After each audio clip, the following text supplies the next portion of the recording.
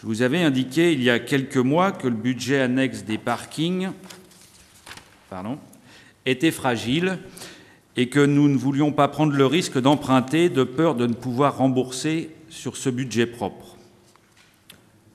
Seuls les idiots ne changent pas d'avis, surtout quand on constate, comme je vous l'ai indiqué, que le budget annexe des parkings parvient à générer de l'autofinancement. De plus, avec l'ouverture du parking Oryx que nous venons de faire, celle attendue de celui de la Marine dans le courant de l'année, et en 2011, celle de Choisy 2, l'on peut raisonnablement escompter une augmentation sensible de nos recettes. Je vous demande donc, chers collègues, d'approuver cette décision modificative du budget annexe des parkings. Des observations? Nous adoptons. Il y a des avis contraires? Excusez-moi d'aller vite là-dessus parce que je pense que c'est pas... Bien, nous adoptons donc cette décision modificative du budget annexe des parkings. La durée d'amortissement du budget annexe des parkings. Alors, Gilles. Comme les communes, les établissements à caractère industriel et commercial se doivent de fixer la durée d'amortissement de leurs immobilisations corporelles et incorporelles. C'est le cas du budget annexe des parkings. Il vous est donc demandé d'adopter le tableau figurant sur la notice et de fixer à 600 € le seuil en deçà duquel l'amortissement se fait sur 1 an. Bien, des observations? C'est habituel, ça. Non? Nous sommes d'accord. Nous passons au point suivant, qui est, alors le gros morceau, l'adoption du budget primitif 2010. Gilles Dupuis, toujours. Mes chers collègues, vous le savez aussi bien que moi, le vote du budget dans la vie municipale est un moment important, un moment fort, un moment essentiel et fondamental. C'est le moment où nous présentons les projets et indiquons comment nous allons les financer.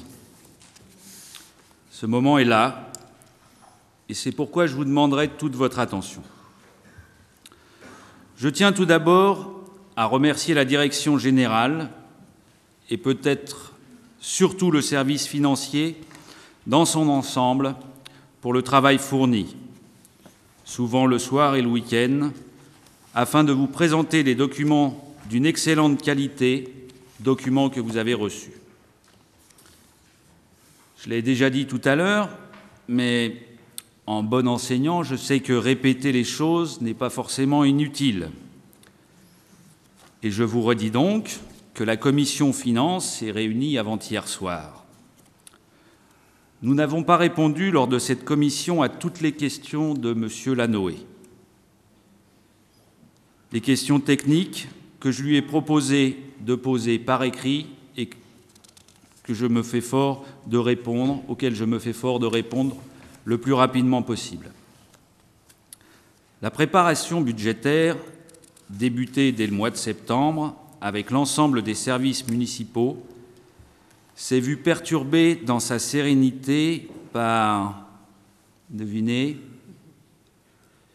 les tergiversations gouvernementales et législatives quant à la loi de finances 2010. Messieurs Raffarin et Juppé ont eu des mots très durs vis-à-vis des propositions gouvernementales, preuve que celles-ci inquiètent tous les élus de proximité, qu'ils soient de droite ou de gauche. C'est donc avec bon nombre d'incertitudes que nous avons préparé notre budget. Incertitudes qui nous ont conduits à une rigueur maximale quant à nos dépenses et une prudence contrainte pour nos recettes. Malgré tout, c'est avec l'envie et la volonté de faire du mieux vivre à Choisy une réalité au quotidien que nous avons élaboré ce budget. Poursuivre les actions en cours, en envisager de nouvelles, continuer à mener l'opération de renouvellement urbain, entretenir notre patrimoine aussi, telles sont les lignes qui nous ont guidés. Le budget 2010 s'élève à un peu plus de 75 millions d'euros. 54 825 560 en fonctionnement, en hausse de 6,48%.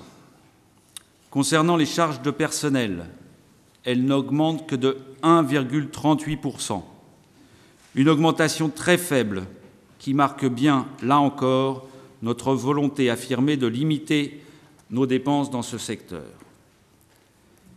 Si l'on compare cette évolution à celle de notre population, c'est encore plus évident. Je reviendrai tout à l'heure sur l'évaluation de la population et sa prise en compte, ou plutôt sa mal prise en compte dans le calcul des dotations. Plus 10,63% pour les charges à caractère général.